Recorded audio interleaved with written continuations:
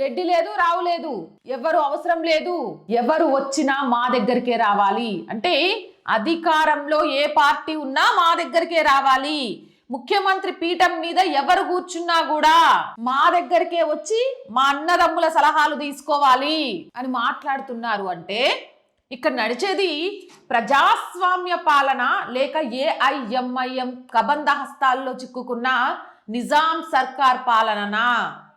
कोई भी रहने रेड्डी रहने दो उसको जरूरी है हमारे पास आना पड़ेगा इसलिए कि हमारे साथ आपकी ताकत है। ఈ పొగరుకి కారణం ఎవరు? రాష్ట్రాన్ని పాలించిన పాలకులు. వాళ్ళు ఇచ్చిన అలుసు, వాళ్ళు చేసిన చేష్టలు ఈ రోజు ప్రజాస్వామ్యాన్ని తుంగలో తొక్కే విధంగా అక్బరుద్దీన్ ఓవైసీ మాట్లాడడానికి కారణమైంది. అక్బరుద్దీన్ ఓవైసీ సాబ్ పద్ధతి మార్చుకోండి. తెలంగాణ ఎవడబ్బ జాగీరు కాదు, అర్థమైందా? రెడ్డైనా రావైనా నీ దగ్గరికి రావాల్సిందే అని నువ్వంటున్నావు. నువ్వైనా సరే చివరికి ఓటర్ దగ్గరికి రావాల్సిందే. ఓటరు ఎవరిని నిర్ణయిస్తే అంతిమంగా వాళ్ళే రాజు.